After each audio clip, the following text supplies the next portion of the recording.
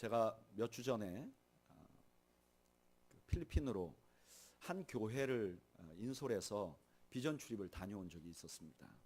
그 교회 이름은 전주에 있는 팔복교회라는 교회입니다.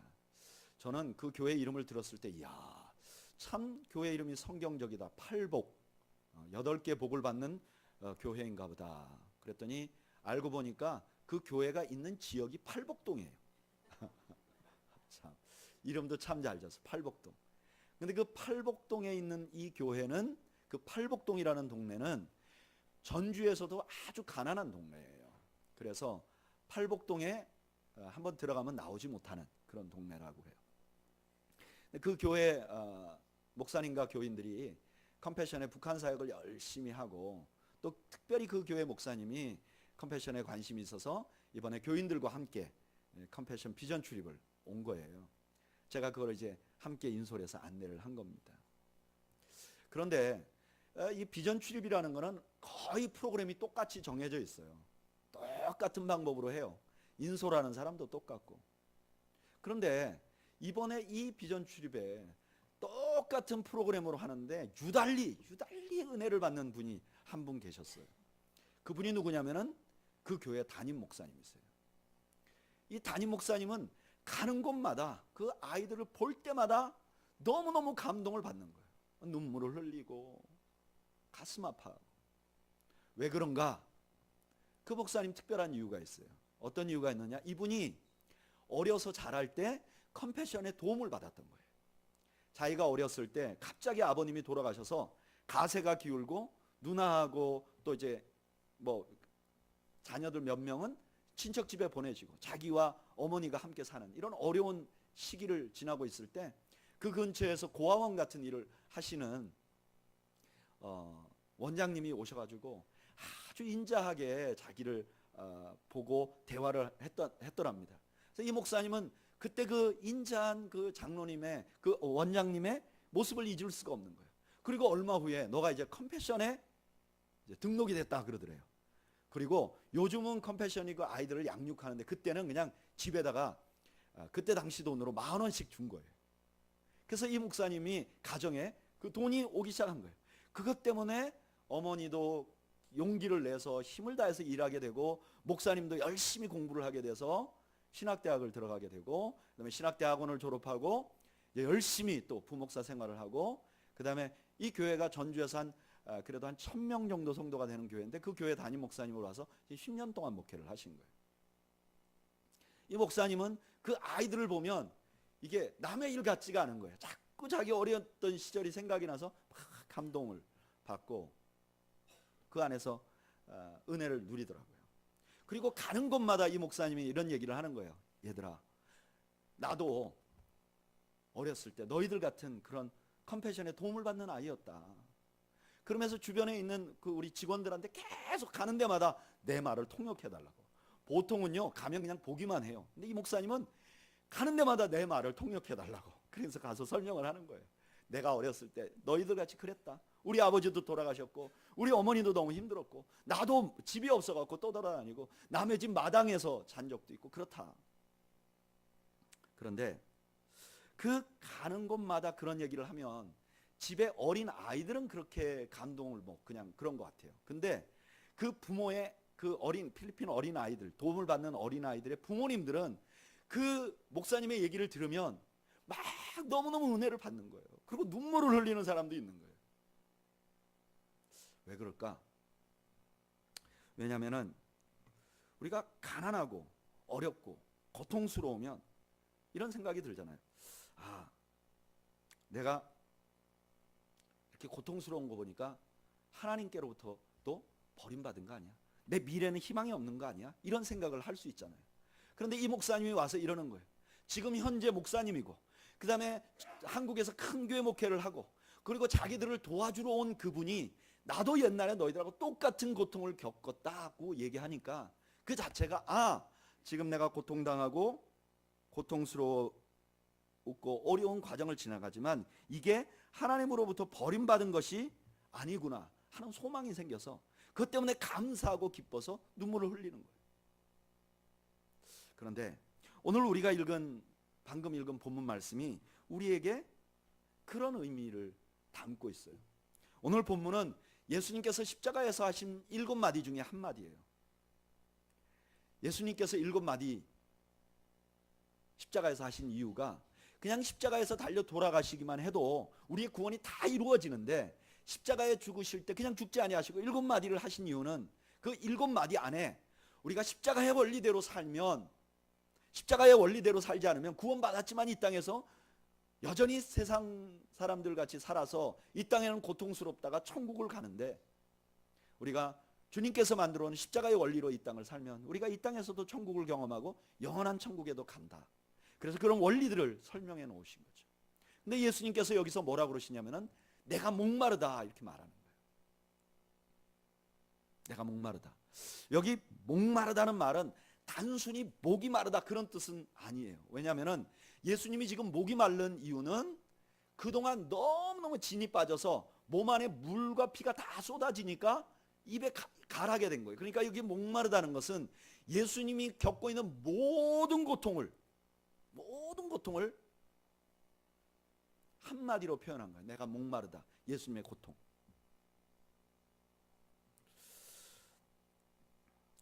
예수님께서 이 십자가에 달리셔서 내가 목마르다, 내가 고통스럽다, 사실 말씀 안 하실 수도 있잖아요. 왜냐하면 예수님이 이전에 계속 고통스러우셨어요. 채찍에 맞으셨고 창에 찔리셨고. 근데 예수님이 그 앞에서는 내가 아프다, 내가 찔려서 고통스럽다, 내가 창피하다, 내가 수치스럽다 이런 말 한마디도 안 하셨어요. 근데 바로 이 시점에서 내가 목마르다라고 말씀하시면서 예수님의 고통을 표현하셨어요. 이 예수님의 고통을 표현한 이 한마디는 놀랍게도 이 땅에 고통을 겪는 모든 사람들의 고통의 색깔을 바꾸어 버렸어요. 초대교회에 가현설이라는 이단이 있었어요. 가현설. 이게 뭐 보이는 듯하다 이런 뜻을 가진 이단인데, 이 가현설자들은 어떻게 해서 생겨났냐면은 1세기 예수님 당시에 그때 문화가, 교회가 아니라 그 문화가 어떤 문화가 있었냐면은 영은 선하고 육은 악하다 이런 생각이 팽배해 있었어요. 그때 당시에. 그러니까 이런 생각이 점점 교회 안에도 들어왔어요. 그래서 그런 생각을 가지고 성경을 읽는 사람들이 많았어요. 교인은 교인인데 생각은 세상적인 생각, 영은 선하고 육은 악하다는 생각을 가진 사람들이 많았어요. 근데 그런 사람들이 교회에 들어와 보니까 제일 걸림돌이 뭐냐면은 하나님이 그 영이신데 그 하나님이 인간이 됐어, 육신이 됐어. 이거 못 받아들여요. 이걸 받아들일 수가 없는 거예요. 그러니까 이분들이 자꾸 이상한 소리들을 해대는 거예요. 그래서 어떤 사람은 이렇게 말했어요. 그 가연설자들 중에 어떤 사람은 이렇게 말했어요. 하늘에 계신 성자가 있었는데 이 성자가 위에서 가만히 내려다 보니까 예수가 좀 괜찮은 인간이야. 그래서 예수님이 세례받을 때 잠깐 내려와서 예수님과 막 활동하다가 예수님이 십자가에 달릴 때 훅 올라가 버리셨다. 그러니까 그 말은 뭐냐? 하늘의 하나님은 고통을 안 당했다는 거예요. 또 어떤 사람들은 여기 예수님이 십자가에 달리기 전에 그 아리마대 사람 요셉이 누구죠? 구레네 사람 시몬이 십자가를 대신 메고 갔는데 결국 달린 거는 구레네 시몬이다. 예수님은 그냥 옆에 서 있었다. 이렇게 하는 거예요. 왜냐하면 그게 이해가 안 되니까. 그런데 오늘 본문은 그렇게 말하지 않는 거예요. 예수께서 십자가에 달리셨어요. 여러분 믿으십니까? 예수님이 십자가에 달리셨어요. 그리고 예수님이 고통을 당하셨어요. 예수님 누구세요? 하나님이세요. 하나님이 고통을 당하신 거예요. 여러분, 십자가에 달리신 예수님은 이런 분이세요. 그분이 원래 하나님이세요. 그래서 하늘에서 그냥 고고하게 계시면 되는데 그냥 그러지 않으셨어요. 로마 황제들처럼 투구장에 사람들 싸움 시켜놓고 그 높은 보좌에서 죽여 살려 이렇게 하는 황제와는 달랐어요. 우리 하나님은 보좌 위에 계시면서 이 땅에 고통당하는 인간들의 고통을 너무너무 체휼을 하셨어요. 그래서 이 땅에 내려오셨어요. 그리고 이 땅에서 경험하는 모든 인간의 고통을 겪으셨어요. 십자가에서 내가 그 너희들의 고통을 다 안다고 주님이 말씀하시는 거예요. 뭐라고요? 내가 목마르다라고. 이거를 히브리서 기자는 이렇게 말했어요. 히브리서 4장 15절. 우리에게 있는 대제사장은 우리의 연약함을 동정하지 못하실 리가 아니요 모든 일에 우리와 똑같이 시험을 받으신 이로되 죄는 없으시니라. 하나님의 아들이 이 땅에 와서 고통을 당하셨어요. 그런데 고통을 당하시면서 어떤 일이 생겼느냐? 이젠 고통의 색깔이 바뀌어 버렸어요. 그 전에는 누가 고통을 당하면 그 고통당하는 것도 어려운데 그 고통을 당하면 그 사람은 불운한 사람이라고 취급했어요. 여러분, 우리나라도 그랬잖아요. 우리나라도 불과 얼마 전까지 새벽 첫 버스에 장애인들 안 태웠잖아요. 장애인들 태우면 재수 없다고 소금 뿌렸잖아요, 우리나라도. 그러니까 장애를 가진 게 고통인데 우리가 이렇게 생각하는 거야. 저 재수 없다. 심지어는 교회 안에서도 불운한 사람들을, 어려움 당한 사람들을 쉽게 적응할 수 없도록 만들어 왔던 게 우리 교회의 현실들이에요. 누가 어려움 당하면 수근수근 되잖아요. 품어주지 못하잖아요. 그거 왜 그랬을까? 그렇게 안 했어야 되는데 가십거리로 만들잖아요. 그런데 하나님의 아들이 십자가에 지시고 고통당하셨다고 외침을 통해서 십자가는 우리에게 이렇게 말하는 거예요. 야, 너 고통당하니? 그런데 너가 고통을 당하는 것은 내가 너를 덜 사랑한다는 뜻은 결코 아니라는 것을 잊지 말라고 말씀하는 거예요. 하나님께서 하나님의 아들을 사랑하시는 것 같이 우리가 고통당할 때도 하나님 우리에게 말하는 거야. 너가 고통당하는 것이 내가 너를 덜 사랑한다는 증거가 아니라는 것을 알아라. 아직도 수많은 사람들이 이 땅의 고통에 대해서 연구하는데 원리를 발견하지 못해요. 수많은 신학자들도 성경 안에서 도대체 왜 우리가 이유 없이 고통을 당합니까? 이런 거에 대한 대답을 찾아보려고 수많은 학자들이 애를 써봤는데 답을 찾지 못해요. 그런데 그 고통에 대해서 많이 연구한 사람 중에 필립 얀스라는 분이 그 고통에 대해서 이렇게 말했어요. 내가 이 고통이 어디서 오는지 모른다. 왜 오는지를 모른다. 이 땅에 왜 고통이 있는지 내가 말할 수 없다. 그런데 나는 한 가지 진리를 생각할 수 있다. 그것은 우리는 버려지지 않았다는 것이다. 아무도 홀로 고통당할 필요가 없다. 왜냐하면 하나님께서 오셔서 그분은 충분히 우리의 고통을 이해하시기 때문이다.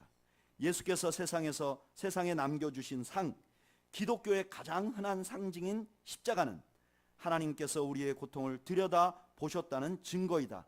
이분은 그 받으신 고통으로 돌아가셨다.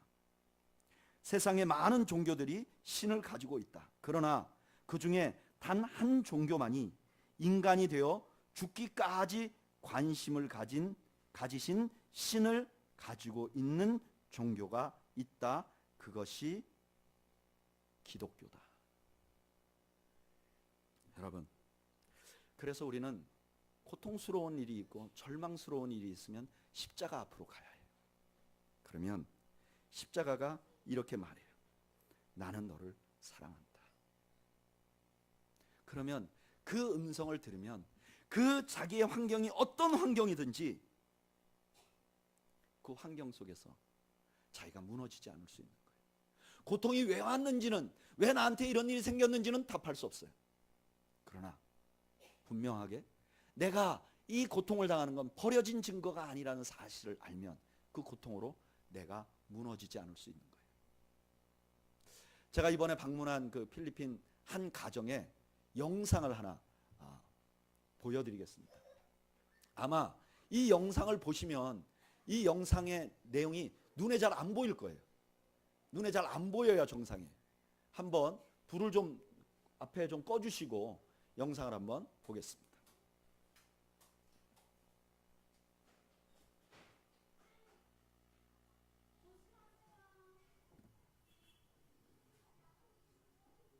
지금 건장한 청년 하나가 아기를 안고 올라가고 있어요. 계단에.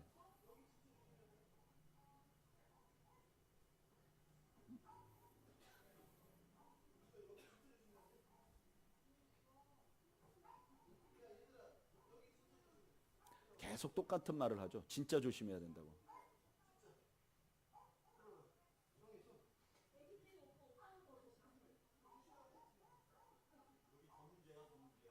저 말을 하는 건 접니다. 더 문제야, 더 문제.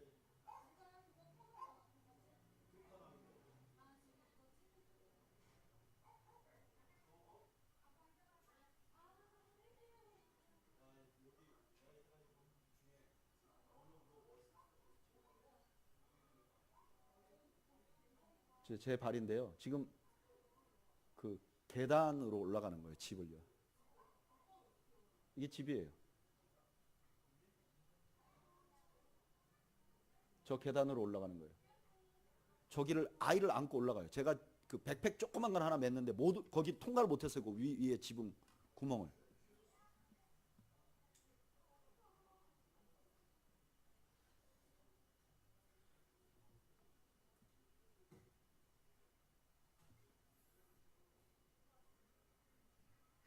저게 집이 다입니다.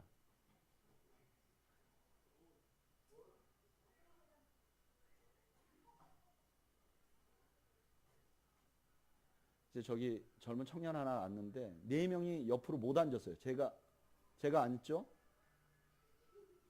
네 명이 못 앉아요. 제 반대쪽에 한 명이 못 앉아요. 얼만큼 좁은지 알겠죠.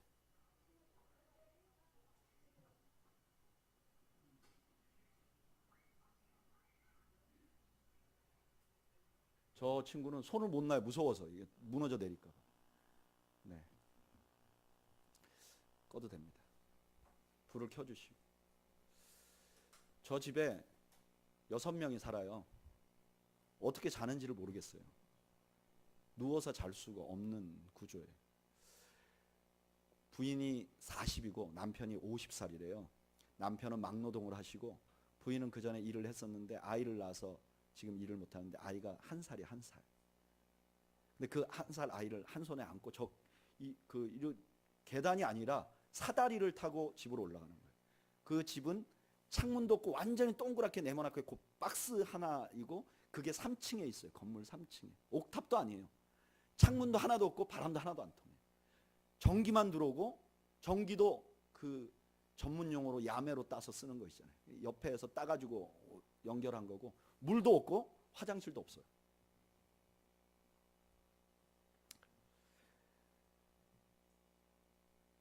제가 가난한 나라들 꽤 많이 가봤는데 아마 여기 계신 분들 중에 몇 분은 저 방을 들어갈 수가 없을 거예요. 그 통과를 못해. 너무 좁아서. 근데요, 제가 이렇게 물어봤어요. 그 애기 안고 있는 부인한테.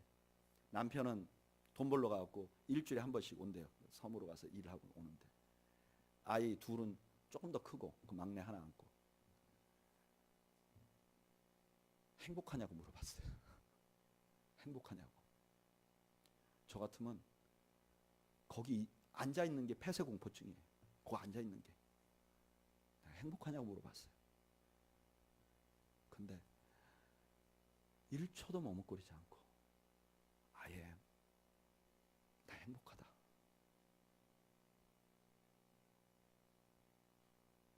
행복하다.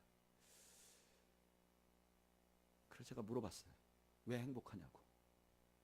뭐가 당신을 행복하게 하냐고. 남편이 50인데 필리핀에서는 50에서 55세 사이면 노동은 더 이상 하기 어렵다. 그러니까 노동 마지막 순간을 하는 거예요. 남편이 아직도 일할 수 있고 하나님이 축복으로 아이들을 주셨고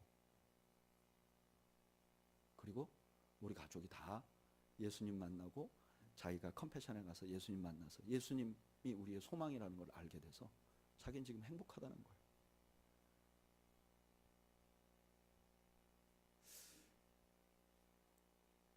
여러분들 행복하세요?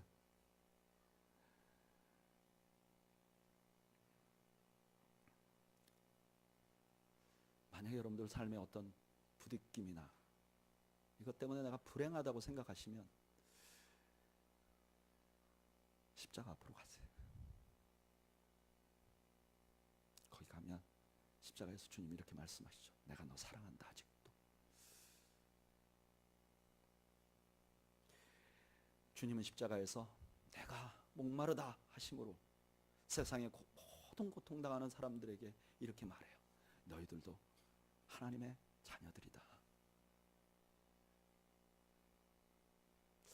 또 하나, 이 내가 목마르다는 말은 조금 더 깊은 의미를 품고 있어요.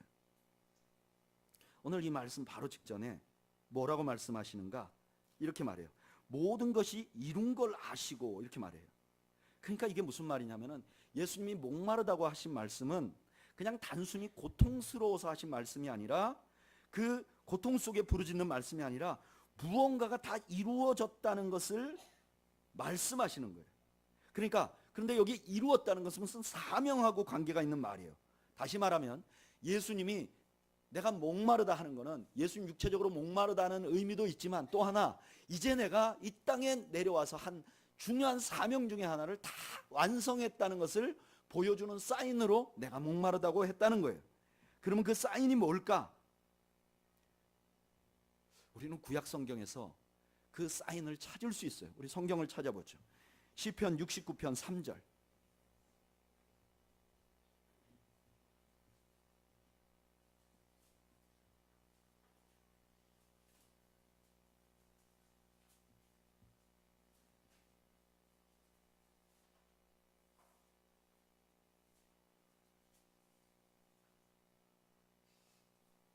시편 69편 3절. 이 성경은 고통당하고 있는 시인이 하나님 앞에 부르짖는 성경이에요. 그런데 시편 69편 3절 읽어보죠. 시작. 내가 부르짖음으로 피곤하여 나의 목이 마르며 나의 하나님을 바라서 나의 눈이 쇠하였나이다. 여기 보면 이 시인이 나의 목이 마르다고 말해요. 아니 목사님, 그 한마디하고 이거하고 연관시키 너무 좀 먼 거 아닙니까? 그렇지 않아요. 왜냐하면 시편 69편은 유난히도 예수님께서 십자가에서 당한 고난을 많이 다뤘어요. 19절에서 20절 보면 이렇게 말해요. 주께서 나의 비방과 수치와 능력을 아시나이다. 나의 대적들이 다 주님 앞에 있나이다. 비방이 나의 마음을 상하게 하여 근심이 충만하니 불쌍히 여길 자를 바라나 없고 긍휼히 여길 자를 바라나 찾지 못하였나이다. 예수님의 상황과 매우 비슷하고 21절이 절정이에요. 한번 읽어볼까요? 21절 읽어보죠. 시작. 그들이 쓸개를 나의 음식으로 주며 목마를 때에 초를 마시게 하였사오니. 지금 이 장면은 정확하게 십자가에서 이루어져요. 십자가에 달리신 예수님에게 이 식초, 그러니까 마취가 되는 초를 줘서 예수님 마시게 했던 장면이 그대로 있어요. 그러니까 시편 69편은 예수님의 십자가의 모습을 너무너무 잘 나타내는 말씀이에요. 그런데 이 시편 69편이 다른 성경에 인용된 적이 있어요. 언제 인용됐는가? 요한복음 2장에 보면 예수님께서 성전에 들어가서 성전에 장사하는 사람을 내쫓는 장면이 나와요. 그런데 그 중에 17절 말씀을 한번 볼까요? 요한복음 2장 17절.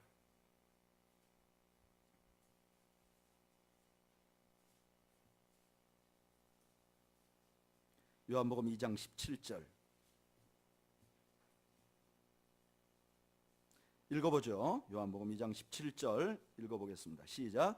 제자들이 성경 말씀에 주의 전을 사모하는 열심이 나를 삼키리라 한 것을 기억하더라. 제자들이 예수님이 성전을 청결케 하는 것을 보면서 이렇게 말했어요.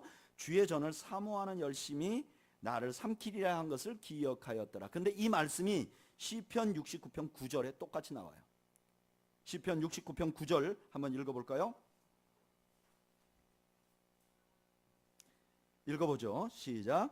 주의 집을 위하는 열성이 나를 삼키고 주를 비방하는 비방이 내게 미쳤나이다. 그런데 여기서 요한은, 신약의 요한은 구약의 그 말씀을 인용하면서 묘한 변화를 줘요. 어떻게 변화를 주는가? 구약에서는 성전을 향하는 열심이 그를 삼켰다, 이미 삼켜버렸다고 과거형으로 말했는데 요한은 미래형으로 바꿔요. 그리고 이렇게 말해요. 성전을 향한 열심이 있는데 그가 그것 때문에 고난을 당할 것이라는 것을 예언했다는 거예요. 그리고 요한복음 2장 19절에서 22절을 보면 그것이 무슨 의미인지를 설명을 해줘요. 요한복음 2장 19절에서 22절 한번 읽어보겠습니다. 지금 이해가 되시죠? 이 말씀 이해가 안 되시나요? 읽어보겠습니다. 시작. 예수께서 대답하여 이르시되 너희가 이 성전을 헐라 내가 사흘 동안에 일으키리라.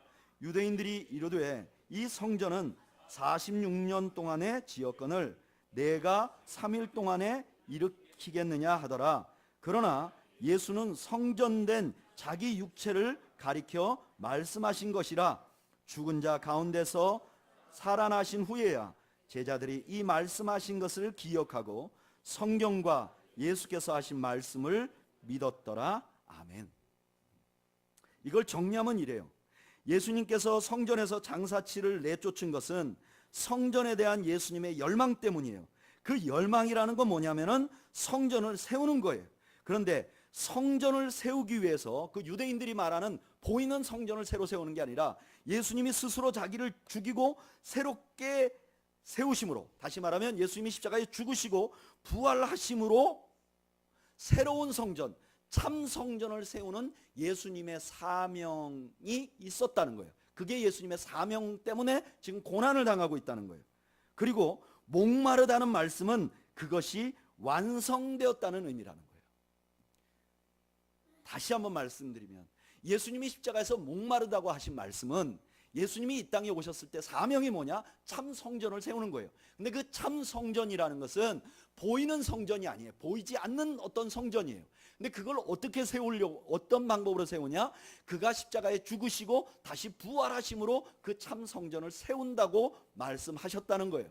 그런데 지금 내가 목마르다는 말씀은 이제 그것이 세워졌다는 것을 확증하는 말씀 중에 하나라는 거예요. 그러면 그 성전이 완성되면 우리에게 어떤 의미가 있는가? 여러분, 구약의 성전은 두 가지 의미가 있어요. 우리는 보통 성전하면 보이는 그 건물을 말하는데 실제로 이 성전은 성막이었어요. 보이지 않는 것이었어요. 그냥 왔다 갔다 하는 것이었어요. 근데 이걸 돌로 지은 거죠. 그러니까 성전은 그 겉모습이 성전이 아니에요. 왜냐? 후에 바벨론 사람들이 와가지고 이 성전을 다 파괴해버렸어요. 하나님이 거하는 성전인데. 그러니까 성전의 의미는 건물이 아니에요. 그러면 성전의 의미는 뭐냐? 첫째는 뭐냐면은 저를 따라 하시죠. 하나님과 교제하는 곳이다. 성전은요, 원래 성막은 뭐 하는 곳이었냐? 인간이 죄를 지면 하나님과 단절돼요. 그러니까 단절된 교제를 회복하기 위해서 제사장들이 짐승을 죽여서 제사를 지내요. 그리고 죄 용서를 받아요. 죄 용서를 받고 하나님과의 교제가 회복되는 거예요. 이게 원래 성전이었어요. 그런데 구약시대 때 성전은 그 역할을 못했어요. 왜요? 그 하나님의 백성들, 이스라엘 백성들이 철저하게 하나님을 배신하고 하나님의 말씀을 따르지 않았기 때문에 또 하나 중요한 이유가 있어요. 그게 무엇이냐면 구약시대 때 드렸던 그 예배와 그 제사들이 온전하지 않았기 때문에 그래요. 온전하지 않았던 증거가 있어요. 히브리서 10장 11절 읽어보죠. 히브리서 10장 11절.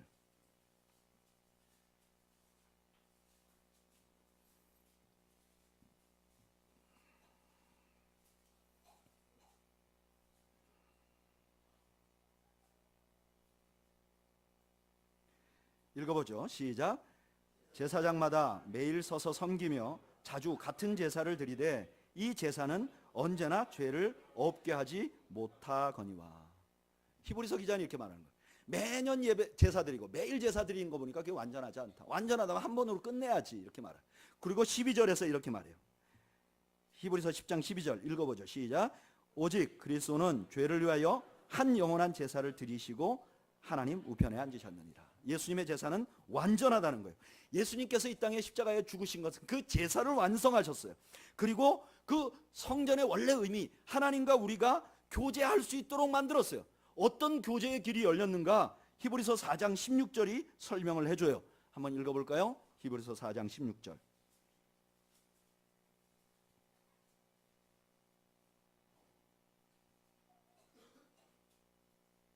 읽어보겠습니다. 시작. 그러므로 우리는 긍휼하심을 받고 때를 따라 돋는 은혜를 얻기 위하여 은혜의 보좌 앞에 담대히 나아갈 것이니라. 아멘. 우리가 하나님 앞에 당당히 나아갈 수 있도록 십자가가 열어줬다는 거예요. 예수님이 내가 목마르다 하심으로 우리에게 주어진 혜택이 뭐냐? 우리가 하나님 앞에 당당히 나가서 하나님과 기도할 수 있도록 길이 열렸다는 거예요. 그래서 십자가의 은혜를 아는 사람들은요, 기도하려고 몸부림쳐요.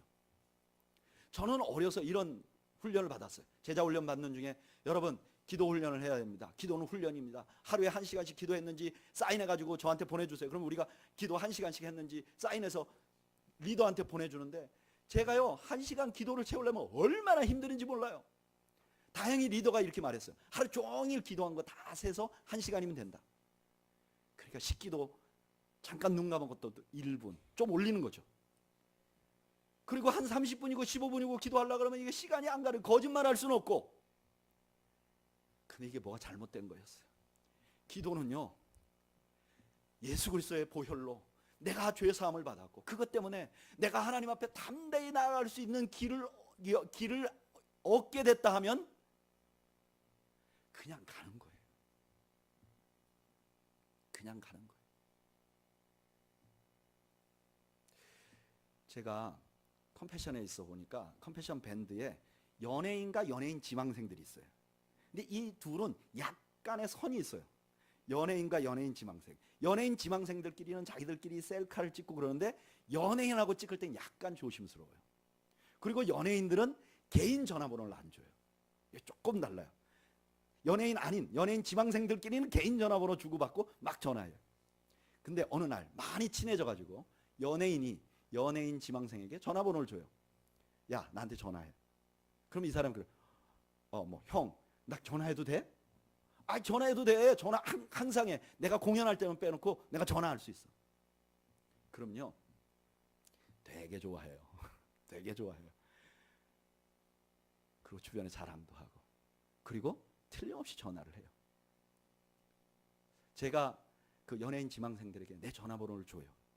나한테 전화해. 전화 안 해요. 기쁨이 없어요.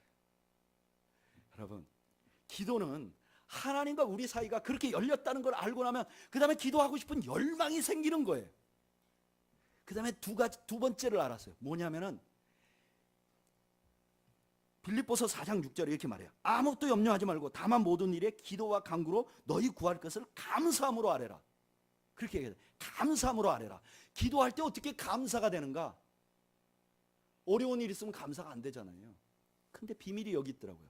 십자가에서 나에게 이런 길을 열어줬으니까 그냥 기도하는 것 자체가 감사하는 거예요. 그러니까 기도는 항상 감사와 같이 가게 돼 있어요. 또 하나 중요한 원리를 하나 알게 되는데, 기도가 열린 거는 어떻게 열렸죠? 예수 그리스도가 십자가에서 죽으심으로 기도가 열렸어요. 그래서 우리가 그 기도를 하나님과 지속적으로 기도를 하려면 어떻게 되는가? 기도의 교제를 하려면 어떻게 되냐? 내가 죽어야 돼. 어제도 기도 많이 한 목사님 한 분을 잠깐 뵀어요. 밤에 늦게. 기도 많이 한 목사님. 근데 이분이 이런 얘기를 하더라고요. 그전에는 안 그랬는데 최근에 이런 얘기를 하더라고요. 기도를 하면서 보니까 자기의 부족함이 너무너무 절실하게 알아진다는 거예요.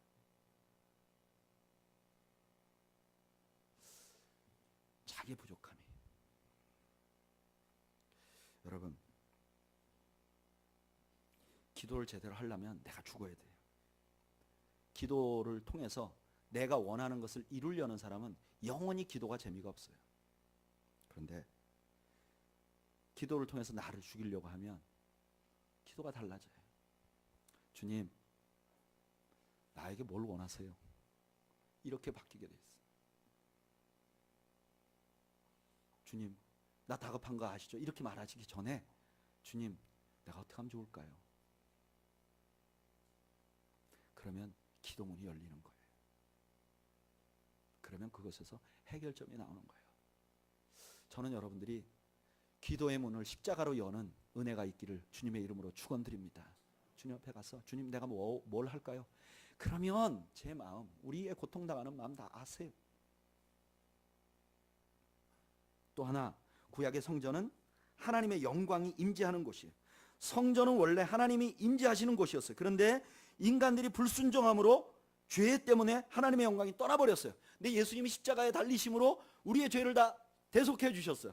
그로 말미암아 하나님의 영광이 이곳에 임하는 거예요. 그러니까 예수님이 이 땅에 오신 궁극적인 목적은 우리의 죄를 사해서 우리가 천국에 가고 구원받게 하는 게 아니라 더 근본적인 목적은 하나님께 영광을 돌리는 것이었어요. 그래서 요한복음 13장 31절에 예수님이 이렇게 말해요. 그가 나간 후에 예수께서 이르시되 지금 인자가 영광을 받았고 하나님도 인자로 말미암아 영광을 받으셨도다. 십자가는 영광을 회복하는 게 목적이에요. 그래서 예수 그리스도의 십자가로 구원을 받은 사람들은요, 하나님께 영광을 돌리는 것을 사모하게 돼요. 하나님께 영광을 돌리는 걸 사모하게 돼요. 그래서 진짜 구원받은 사람이 나타나는 제1 변화가 뭐냐면 하나님께 영광을 돌리고 싶어져요. 여러분, 로마서 1장 21절을 보면 이렇게 말해요. 하나님을 알되 하나님을 영화롭게도 아니하며 감사하지도 아니하고 오히려 그 생각이 허망하여지고. 믿지 않는 사람과 믿는 사람이 뭐가 다르냐? 믿지 않는 사람은 하나님께 영광을 돌리려는 마음이 없어요. 근데 믿는 사람은 하나님께 영광을 돌릴 마음이 있어요. 그게 주 목적이 돼요. 그래서 하나님께 영광을 돌릴 마음이 가득한 사람들에게 가장 중요한 건 뭐냐면은 예배예요. 예배. 여러분, 예수 그리스도의 십자가로 구원 얻은 사람들은 예배 드리고 싶은 열망이 생겨요. 예배가 자기의 삶의 기초가 되고 주축이 돼요. 지난 몇 주 전에 제가 잘 알고 있는 어떤 집사님 한 분이, 예전에 미국에서 신앙생활 하던 집사님 한 분이 전화가 왔어요. 전화가 와서 뭐 다른 이런 일반적인 얘기하다가 이 집사님이 막 울먹거리는 거예요. 남자분이 울먹거리면서 이렇게 말한 거예요. 목사님, 우리가 예배를 제대로 드린 게 너무 오래됐어요. 난 예배를 회복하지 못하고 이대로 가는 건 죽는 것 같아요. 그래서 제가 이분이야말로 정말 하나님 앞에 올바로 살려고 몸부림치는 분들이구나. 여러분, 그리고 뿐만 아니라 예배 시간에만 예배를 하나님께 영광을 돌리는 게 아니라 모든 삶에서도 하나님의 영광을 추구하게 돼 있어요. 내 이익이나 내 자존심이나 내 것을 추구하는 게 아니라 하나님의 영광을 추구하게 돼 있어요.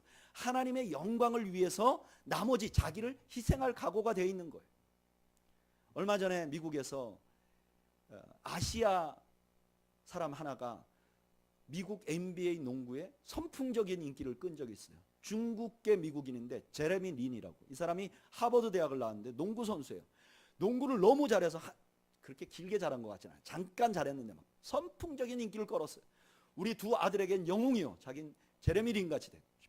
근데 이 친구는 경기를 잘 끝나고 MVP가 돼서 인터뷰를 하면 항상 패턴이 똑같아요. 우리 팀원들이 너무 잘해줘서 오늘 경기를 이겼다. 그 친구는 패스를 잘해주고 이 친구는 슛을 잘해주고 나는 그냥 열심히 뛰어다닌 것뿐이다. 절대로 자기가 자기의 영광을 받지 않아요. 미국에서 공영 TV에서 하나님의 영광을 말하지 못하지만 늘 자기가 영광 받는 걸 추구하지 않고 다른 사람들에게 영광을 돌리고, 제가 생각할 땐 그 궁극적인 마음은 하나님께 영광을 돌린다고 생각해요. 십자가를 제대로 만나면 자기가 영광 받는 것을 포기하게 돼요. 추구하지 않게 돼요. 그리고 기회만 있으면 하나님의 영광을 말하게 되는 거예요. 네, 아세요? 어떻게 하면 그러면 하나님의 영광을 돌리는가? 예수님이 하나님께 영광을 돌리는 길은 무엇이었죠? 예수님 십자가에 죽으심으로. 여러분, 예배가 제대로 되려면 어떻게 될까요? 내가 예배에 은혜를 받으려면 어떻게 될까요? 오늘 목사님이 넥타이를 왜 저렇게 맸을까? 오늘 왜 설교를 저렇게 할까? 이런 데 관심을 갖고 오늘 찬양이 내게 은혜로 와야 되지, 이런 생각을 가지고 내가 뭔가 받으려고 하면 그때는 하나님의 영광 돌리는 예배가 안 되는 거예요. 예배에 제일 먼저 중요한 건 내가 죽어버려야 돼. 내가 기대하고 나오는 게 아니라 내가 정말 전심으로 하나님께만 영광을 돌리겠다고 올리면 그때 내가 드리는 예배가 하나님께 영광이 되는 거예요. 그러면 어떻게 하면 내가 하나님께 영광을 돌리는 인생을 살까요? 목사님, 우리 아들이 공부를 잘해서 사업을 크게 해서 돈을 많이 벌어서 대통령이 돼서 뭐 이번에 뭐 국회의원이 돼서 이래가지고 하나님께 영광을 돌렸어요. No.